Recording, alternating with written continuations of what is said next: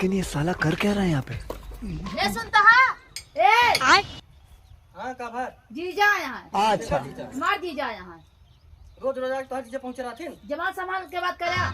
गजब बेइज्जती है। टाइम से छुट्टी के चला है बाजारे जाएगा है अच्छा रोज अनकर जीजे पहुँच रहा थे ससुर पता नहीं कितना मैं आ रहा था 60 महीने से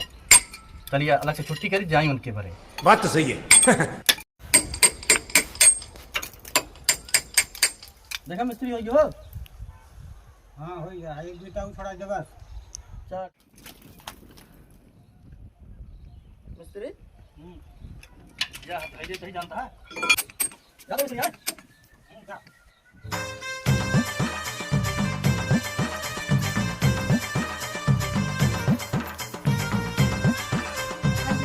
हाँ चलो ठीक रुका रहा बताइए बोला